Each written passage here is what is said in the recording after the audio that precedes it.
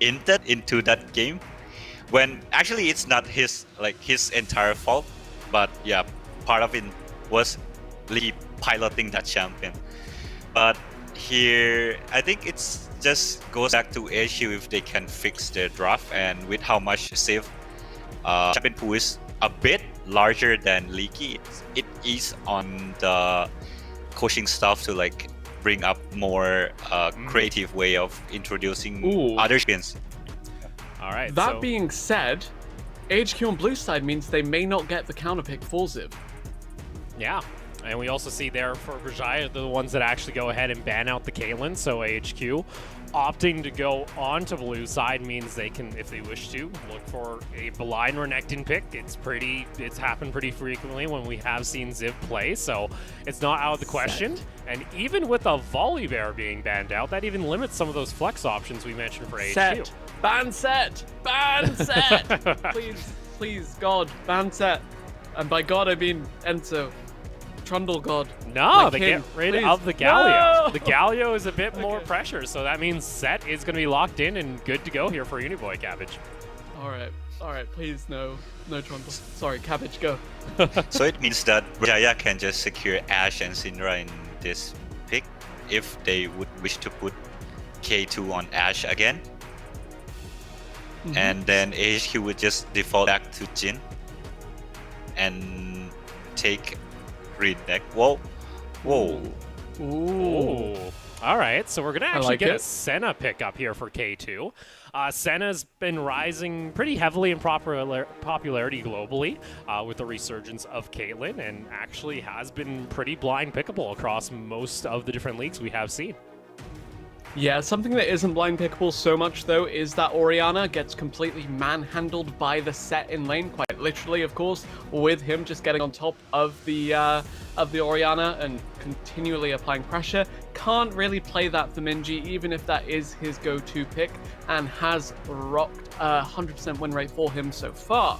Back on the Trundle, as we mentioned, for Enzo, cool, it's fairly standard, unsurprising at this point. I would like to see the Echo here, because not only is it a flex pick, if you so wish, but as well as that, fantastic into the aforementioned Orianna, and the Syndra that Cabbage did mention was potentially the option for Minji.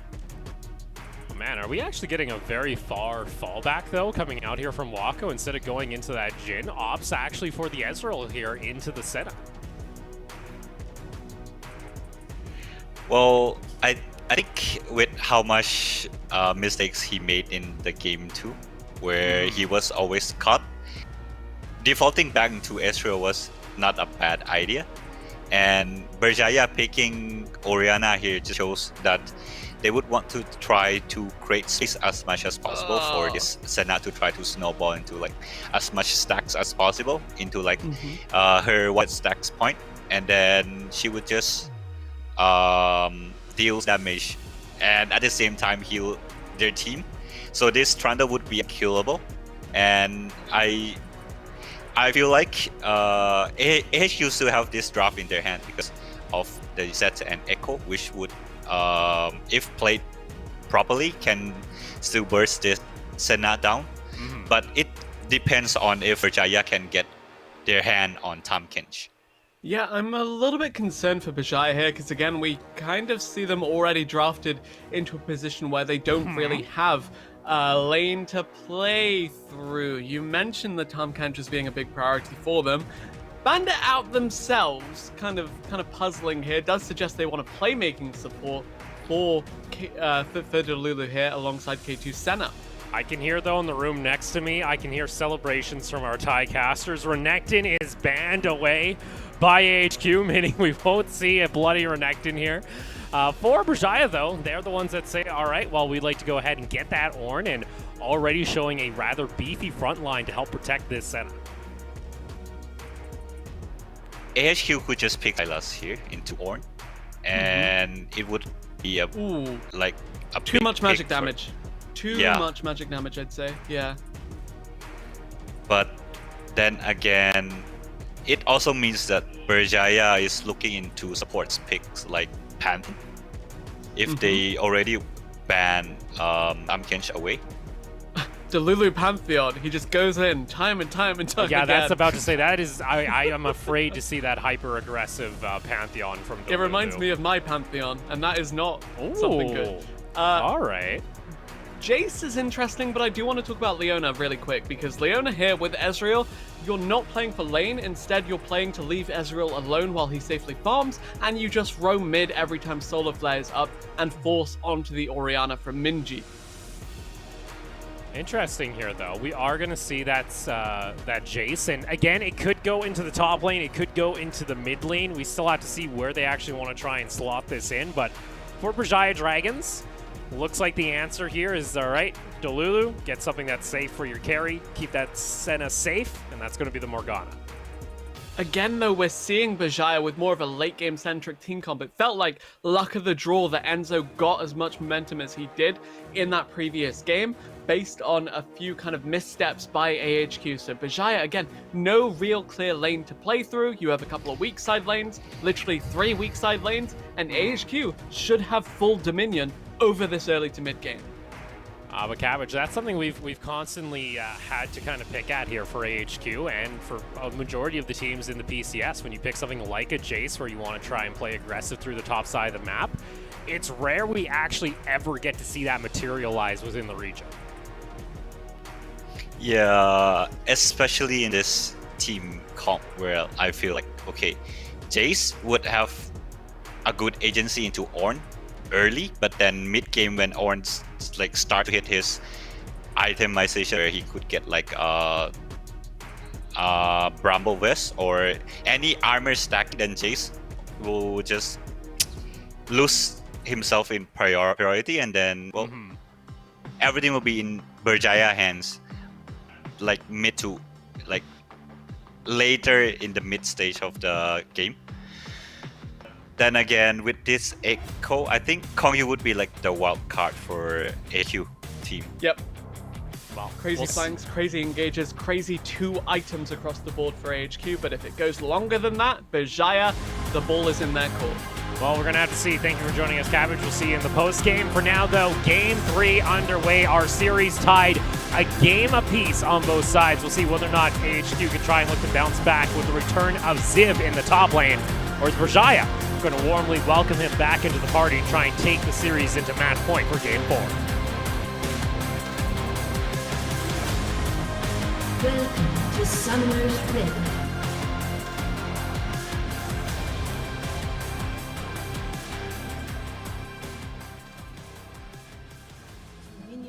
I'm just saying that Senna skin with the home guard animation looks super clunky with the horse. I'm just saying that she gets a random Rude horse much? again.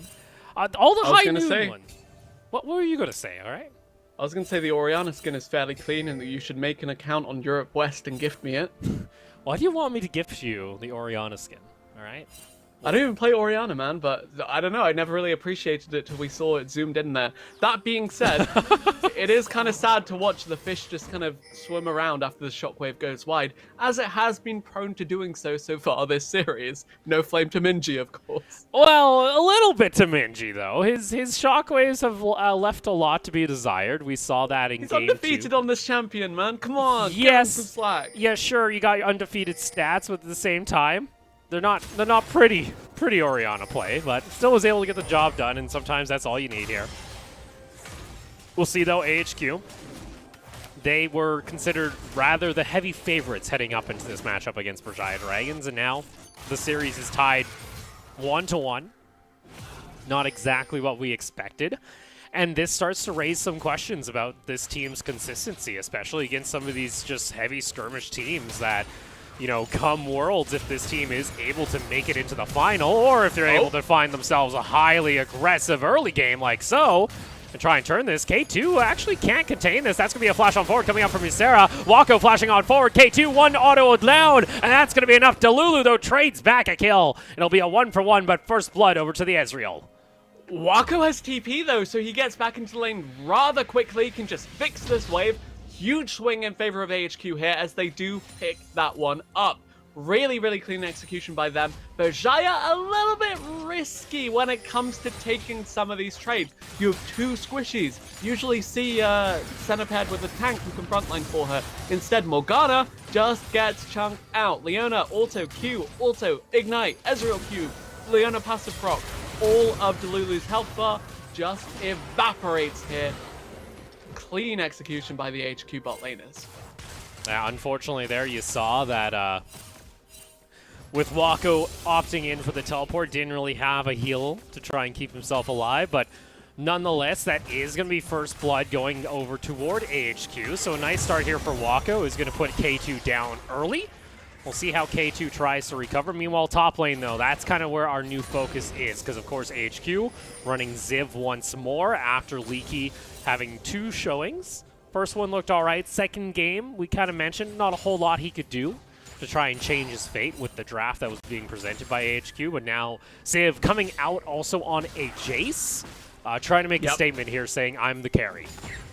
Perennial carry top laner, but when we saw him on carries in the past, reintroducing him into the lineup, they've played with Ziv like he's Leaky. They've left him alone on an island and they haven't used his pressure appropriately. It was their downfall versus PSG, and it could very well be their downfall today if they don't use this pressure. Berjaya happy to soak up the Jace's early damage with this Ornn pick. Ozzy stepping up so far. Can he maintain it against honestly the trial by fire that Ziv presents to a lot of the younger top laners in this region?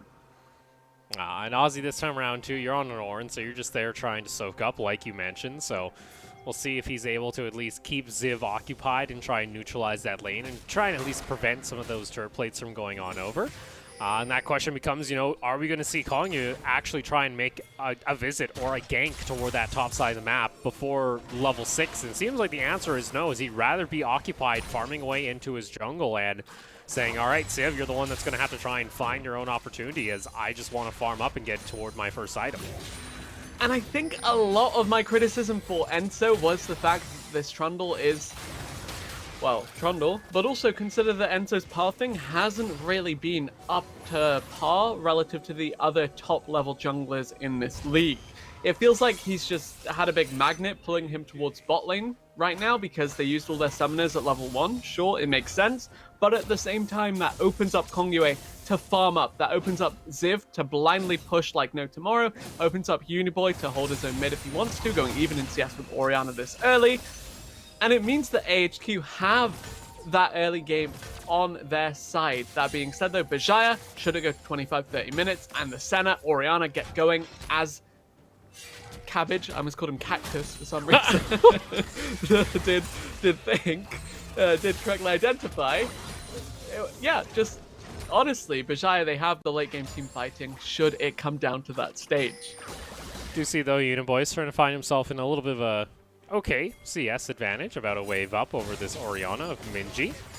Also opting into the Merc Tread, so the Orianna not going to be doing a ton of damage off the bat, but we'll see here, though, as Kongyu continues just to farm in his jungle himself. I'm interested to see once we get to see this Echo try and make an appearance with that parallel convergence to try and find themselves a quick stun. Wako actually taking some decent damage here, so K2, even though he did go down early, isn't afraid on this Senna to just kind of walk on forward and try and get as much poke down as possible. So Leona lends herself to all-ins pretty heavily, while the Berjaya bot lane's all about the picks, the poke, the bind connects, but we don't see much of it because the Drake is the hot point of contention here. Uniboy's on the roam, though.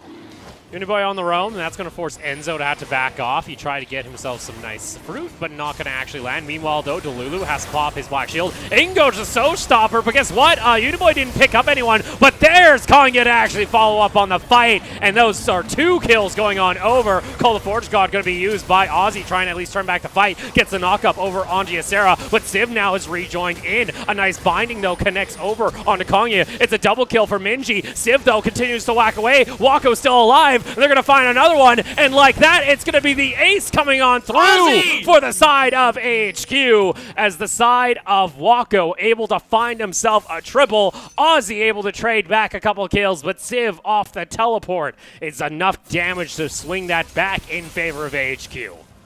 regardless of how impactful that looked for HQ, Ozzy smurfed this fight. The Ornn a little bit late to the party, but he shows up to clean up. Interesting use to the blast cone there. Wako propelling himself under the enemy tier 1, sending Isera out of there. But look at this Ornn, smacking kids left and right, even spell shards with the spell book for the ignite to finish off Wako. And this Ornn will become unkillable unless the Echo gets rolling. Do want to note though, you know what's scary? A 4-2-1 Ezreal at 8 minutes. That's also Muramana already picked up. So for Wako, he's gotten himself a decent chunk of gold getting injected. You also got 2 kills over onto an Echo. So there's a lot of damage already starting to get built up here on the side of AHQ that for Berjaya, this early to mid game can be rather scary if AHQ remain aggressive. Yeah, you mentioned the Muramana the Mana Moon for Wako, but also one for Ziv as well. We kind of spoke about back in Champs Select, this 2-item spike for everybody on AHQ is beautiful. Yes, Berjaya have the late, but if AHQ up the tempo, get this Herald, get some objectives under their belts, and snowball smash through everything, they can take the game around that 20 to 25 sweet spot where their comp truly does flourish. So there we are. Also, Wako going to be happy as he picks up a quick turret plate for himself, so that Ezreal just getting some more bonus gold. They opted not to use the Rift Herald immediately. Instead, going to try and let Wako get as much turret plating as he can. As Civ decides to go down toward the bot lane and do the same, and getting gold onto this Ezreal and Jace. Going to plan here so far for AHQ, but you do see now collapse coming out from Berjaya Dragon. Civ, been known to sometimes be caught out himself. Call the Forge God is going to connect. Enzo comes on by, pops the ultimate, and Civ at this point, realizing he's already dead, doesn't even flash to try and get himself back to safety, gets caught out. Yeah, Ziv still aching for summoners after that big bot side skirmish that really swung the game in AHQ's favor. That being said though, even with their top laner being shut down basically for free, still 1,800 gold up across the board for the side of AHQ. Herald gonna pop some plates and snowball that even further. Delulu, K2 can't be underneath the towers. In comes that Senna ultimate. K2 getting taken down very low, but Wako gets taken out as Delulu is able to secure the kill, and it's a messy dive coming out from AHQ. Enzo, though, is able to just keep hold of Kongyu off the chrono break. Delulu going down low. Kongyu, though, is able to find a kill on the return, and it's a double kill onto the Echo. Yeah, Minji with a little bit of an ambitious TP, try and clean that one up. Doesn't get too much, doesn't stop too much, but Berjaya's bot lane play this about as well as they could. The dive with Telegraph, Blackstone had to come through because K2 had to pass through the parallel convergence, and Delulu, having the series of his career so far, gets in there, locks down the right target, unfortunately does drop on the tail end of this, but still, fantastic play coming through from the support of the Berjaya Dragons. And you saw there that route that comes out from Senna can be rather devastating while they try and go for this dive. Meanwhile, though, Wako does pick up first brick gold onto this Ezreal, and they'll allow him to, again, just continue to pile on to his gold lead, as he's been able to pretty much get all the gold funneled onto him, as well as this Echo of Kongyu being able to clean up on some of these tail-ended fights. So we'll see if AHQ, again, can remain aggressive. A little bit worrying that Ezreal is so fed for the side of Berjaya, of course, because ridiculously hard to lock down in general. Even more so when you consider the relative short ranges until Senna gets a couple of souls. Also, Set is there to peel. Really, really rough for Berjaya if this Ezreal goes untouched. You saw their parallel convergence coming out from Kongyu. Unfortunately, just a little bit late. I call that Opal. Yeah, more like parallel mild inconvenience there. But hey, we live and learn. For a slot now. Maybe go for another. Maybe.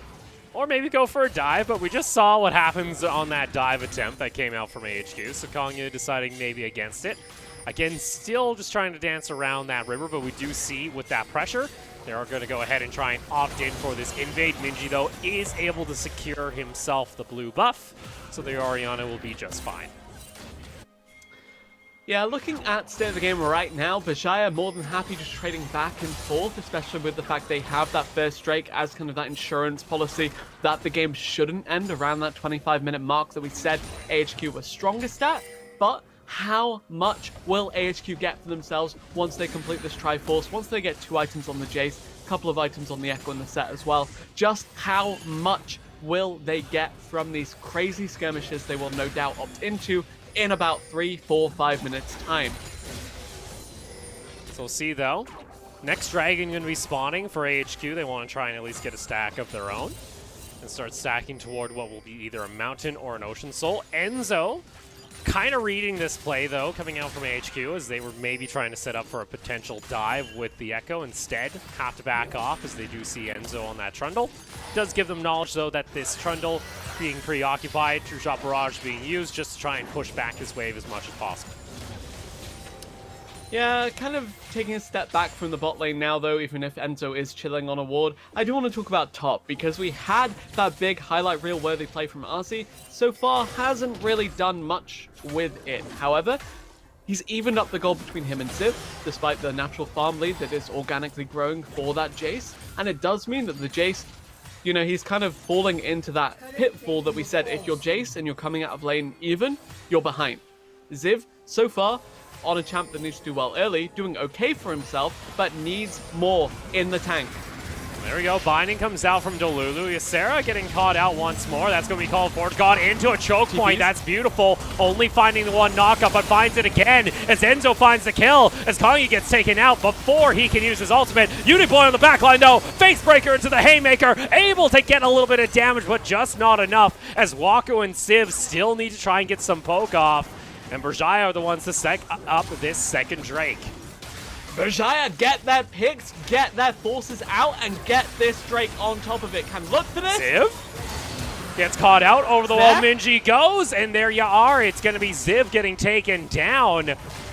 And in all honesty, AHQ do not look like a second seed team at the moment. They look chaotic. They look like they are misjudging the situation consistently. And Berjaya, it's paying dividends for them. Is it AHQ not looking like a second place seed, or is it Berjaya not looking like the 8th place seed? Tournament lives on the line. Maybe that additional pressure was all they needed to shore up their play. Berjaya showing up, smashing through this fight, smashing through the objective take. And Delulu, man, these bindings are heat-seeking, finding key targets again and again and again. Tormented Shadow even gets this last little tick of damage to secure this kill in favor of the Morgana, by the way. So 3, 2, 6, one very big bot lane support carry, whatever you want to call him, just doing so much work for the rest of this squad. Still AHQ gold lead, by the way. Yeah, there's still an AHQ gold lead. But you can kind of tell that the game's getting hectic, similar to what we saw in Game 2. And my question is, for AHQ, how do they try and rein back control here? Because, again, we've seen this scenario where they draft for a winning top side. You're playing through Ziv. It just doesn't work half the damn time. And it's something that has consistently plagued the coaching staff of AHQ. And we have consistently asked, why do you wish to try and play this way, yet you've not shown us that this is actually something you are capable of? Now, there's still an opportunity for it, but as far as AHQ is concerned, you're 16 minutes in and this Jace isn't unlocked in a side lane pushing away nonstop. I'm concerned.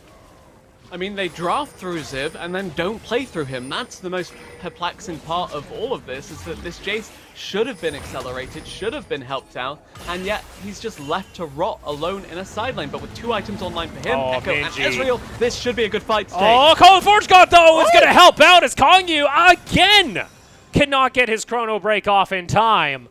And that's another kill just given over to Berjaya. Bites off way more than he can chew there. AHQ, they push too hard and they lose a lot for it. Should give away this second Herald, which should get mid lane tier 1, which should open up better paths towards Baron, towards the next Drake, towards anything Berjaya want. But Berjaya being very respectful because Wako on his 1v9 crusade here in the side lane on the Ezreal. Yeah, this is kind of Wako's game at the moment, as he's kind of said, all right, Uniboy calling it, what are you guys doing? Why are we trying this? Even with Minji missing the ultimate, that's tragic. Minji again, shockwaves have not landed on target, but it doesn't matter when you're getting saved by Ozzy, which again, Ozzy himself has been having one hell of a series so far. fantastic series, but earlier this game, just the way that all navigated that fight around the Drake, just with the TP initially and all of that good stuff. Really, really beautiful play coming out from Ozzy, and that was our main concern. Can he pass the litmus test? Can he go blow for blow with the veteran top laner Ziv? Because he passed Leaky's trial by fire. He went up against Ziv now, and is doing wonderfully despite the CS leads that are continuing to grow in the bot lane, in the top lane. The skirmishes go by way of Berjaya time and time again. Gonna try and force this one as Wako gets knocked up. Ozzy again! Finding himself a double knock-up on the ball lane of AHQ. And Berjaya Dragons eating up the corpses of HQ once more. Faceburger gonna come in, showstopper onto Minji. Minji gets caught out. A nice pick here by Uniboy. Kongya gets rather aggressive. Chrono Break, though, does work this time. Now Civ wanting to step on forward, but again, this Civ, unfortunately, on this Jace, we have just not seen the damage just yet, and Berjaya are still able to walk away with the extra kill. And this is what we said we wanted to see from the set. Just prey on the immobility of the Orianna, get in her face, bring her back in, and smash through. Berjaya, 5v3 on the map, throw it away, can't make the Herald play because they agreed for the mid lane tier 1, and AHQ play that out about as well as they could. This skirmish, though, awful. Consider this is where Wako is strongest, where Ziv on the Jace is strongest. 2 items each. Wako E'd in, by the way, into melee range of Ozzy, had to flash out, got pillared, got shockwave, and got shut down. Berjaya read this map perfectly, read this play perfectly, but unfortunately, so does Uniboy, who gets a sick pull back in, saving HQ's mid game.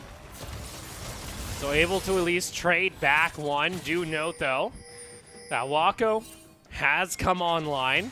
Almost 50 CS up above K2 in the matchup, as well as Muramana fully stacked, opted into a Triforce, so this is an Ezreal that does a heap of damage. He just needs to survive long enough to actually get it off and not get knocked up by Ozzy during a team fight. Rift Herald also going to get secured by HQ, and into this, they are going to transition this over into their first Dragon of the game. Typically, you'd see teams just pop the Herald mid after securing it to cheese prio and then just instantly rotate for the Drake. Don't even need to do that as Berjaya give a lot away. Oh no, Delulu, a little far forward, ends up getting caught out. There you are, Wako picks himself up another kill, so a nice decent burst of damage also coming out from Ziv. You can see the amount that this poke comp can do when given the opportunity, as it is going to be just a quick back off, it looks like, here from AHQ. That big smile suddenly being flipped around into a frown instantly. Berjaya, it looked so good. Now it looks not so great. Yeah, Wako, solid 20% above anyone else in terms of gold in this game right now. And between the Jace and the Ezreal accelerating at the pace that they are, you said it yourself, there's a fairly solid poke comp. But more importantly, after you land the poke, you just fish for the hard engage. You get the Solar Flare down, you get a good flank from the Echo, flank from the set. HQ's comp is very opportunistic, but that's where it can flourish, especially now that the carries have ramped up some fairly significant items. Muramana completed for both of these big poke threats. Yeah, it's kind of nasty when your AD carry has more than a quarter of your gold. Incoming teleport, though, coming out from Uniboy, likely. He's going to get into his backline, brings K2 into the action with the steel chair showstopper, and it's going to be Civ finding himself a double kill. And now AHQ finally finding their mid-game spike and not afraid to pull the trigger on Berjaya. Should be a quick Baron take here unless Ozzy, I guess, swaps out for the smite with the spellbook and then walks into the pit with the black shit. It's not going to happen. He's not going to make that happen. Has no flash, has no blast cone, has no real way back into this game. And Berjaya, just like that, throw this away into AHQ's waiting hands. Now AHQ with the opportunity. Shelly going to be used mid, allows them to open up the mid section of the map. Able to now extend that ward line into the jungle of Berjaya and open up more flanking opportunities, just like we saw with Uniboy. And this gold lead now has just spiked out of control to an 8,000 gold lead. Let's take another look off this engage from Ysera, as well as the flank from Uniboy. Yeah, 20-25 minutes where this comp truly shines for the side of HQ, because they have sick items, they get a nice flank off, and once you get on top of Senna, Morgana, Orianna, they're so squishy and so immobile that they just drop. They get flanked, they get picked, they get engaged on. It's all pretty stellar, and at this point, Jace EQ gonna deal about half health on any of these targets. All right, AHQ. It seems like they have woken up, it seems, here. Realizing, all right, we got ourselves a disgusting comp with the form of this Jace and Ezreal coming online. Also got to note that Glaive has been completed for Ziv, so that also allows AHQ to kind of deny a lot of vision away. And just like that, in the side lane, if they're left unchecked, Wako and Ziv will just shred through towers, and Berjaya had to respond. And again, we see Wako 1.5 items up over his counterpart. Not the flashy dominance of that Jhin from game 1, but just quietly building himself up a lead here. Yes, he's had his missteps this game. Yes, he's looked suspect at times, but with such a huge lead, he can just throw the bank at Berjaya's squishy backline. So another tower taken. It's going to be about a 9,000 gold lead for AHQ. 90 seconds until the next dragon spawns up. The red buff going to go over now to Wako, who's now finished off his Death Dance as well. So now Minji has to be rather careful if he wants to try and at least stay next to the wave. Enzo and Ozzy, though, at least going to try and run interference. Meanwhile, though, top lane just going to get pushed in by AHQ with Uniboy on that set, and nothing Berjaya can really do about this as they continue to bleed gold. Yeah, Mountain Soul kind of a heartbreaker for both these teams, though. Not a real win condition in and of itself. And it does mean Berjaya, if they're gonna take this, need a big team fight to go in their favor. It needs a wombo combo between the Orianna, between the Ornn, all of that good stuff. But when behind, this comp severely lacking in the damage department. And there you see, one good shove is able to knock down that inhibitor tower to about a third of its health. And Berjaya, again, continue just having to kind of turtle within the base. Baron buff is going to dissipate, but it is a 4,500 gold lead that has been obtained off this Baron, now transitioning to 11,000 overall. And it's such a massive difference at this point that Berjaya, outside of some miracle team fights, outside some miracle plays just like this, it's going to be rough for them to try and jump back on in. Unfortunately, Wako, though, gets caught out. Kanye gets taken on over, but there comes the rest of AHQ joining back onto the fight. Minji ends up using the shockwave, but it's not enough to save K2 as Ziv roams on over, almost able to take down the Orianna. But just like that, AHQ are happy losing out on Ezreal as they pick up another 2 members and are also hunting down Minji in the jungle. Yeah, look good for Berjaya, but they're unable to convert here, and because their wave clear is either dead or being chased down, they leave their base open to be taken here. AHQ move up, get mid inhib, and should look for Drake afterwards. And now with that, it's going to be super minions pushing in through the mid lane, 11,000 gold in AHQ's favor. And like we mentioned, second dragon being secured. Going to go ahead and get a quick reset, and then possibly set up for the next upcoming Baron fight. Off that, they can look to try and close out the game. Yeah, HQ now in a pretty okay position, all things considered. Actually, that's doing them a disservice.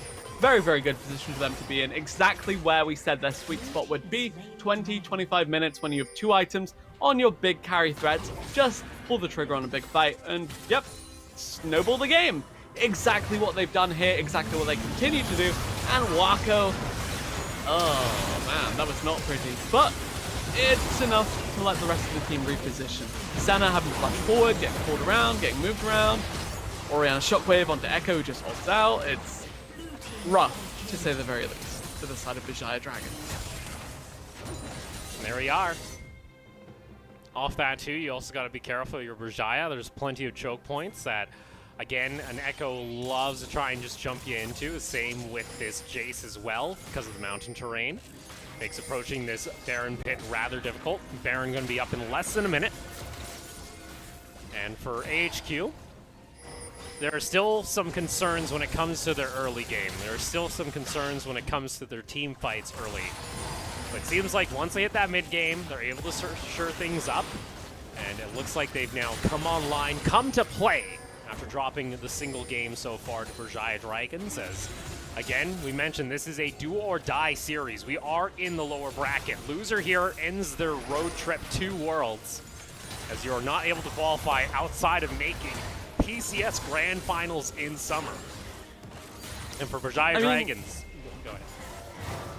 Sorry, just taking another look into this game. I'm looking at the inventories and I'm thinking, what is the Seeks Wako. Convergence doing?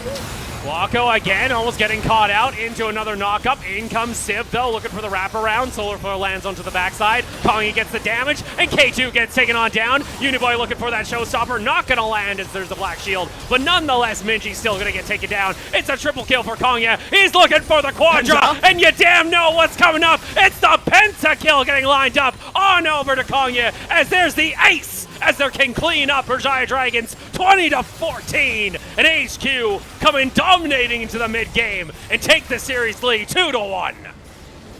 20 to 25 minutes was that sweet spot, and that is where the game explodes. One big team fight to round it out with a pentakill for the Echo. Kongyue, best jungler in the PCS Summer 2020, and he shows up massively.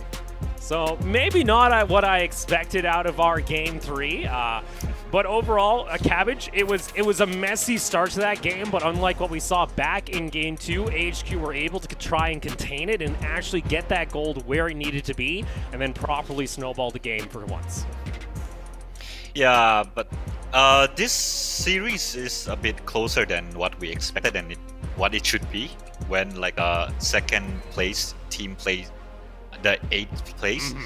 But again, it just shows how much weaker AHQ early game is compared to their spring counterpart.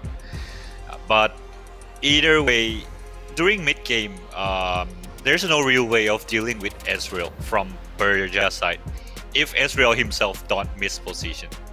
Yeah. Which, so to be fair, which he did miss. Yeah, miss position a lot of time.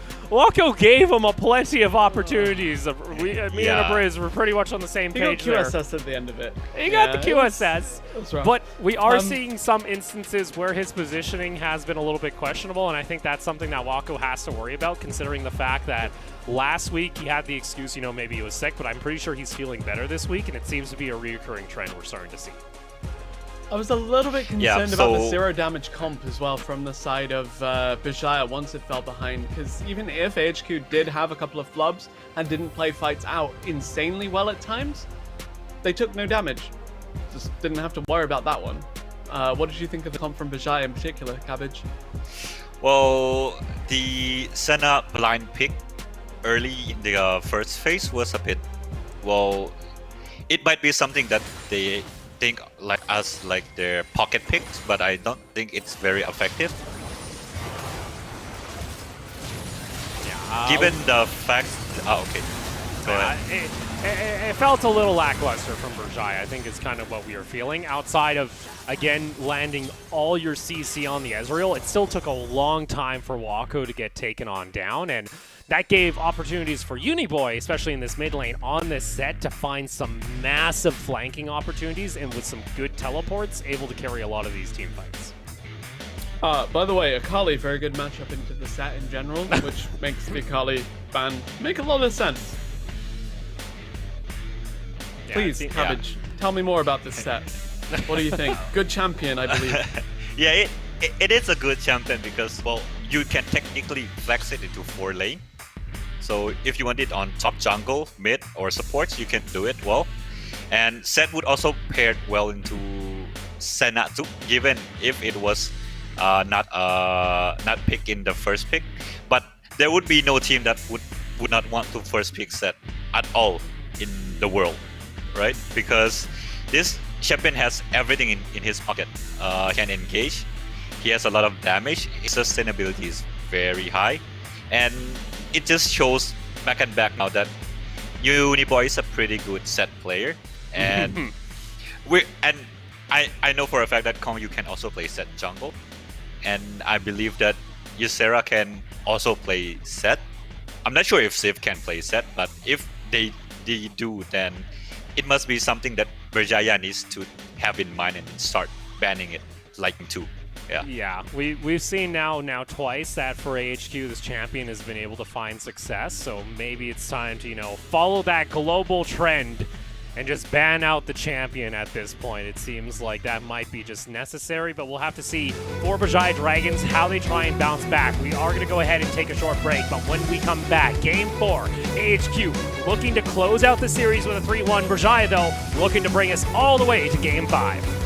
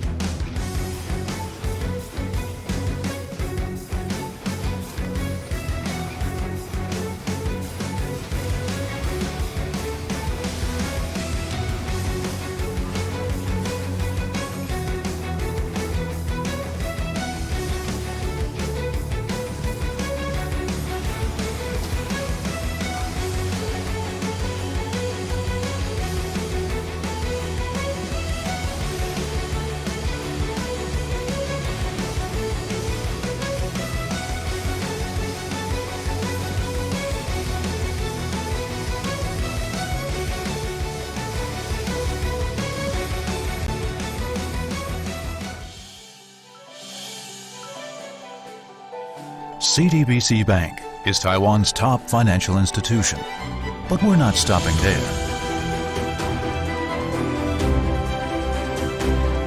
We're crafting an international brand and already have over 260 outlets in 14 countries.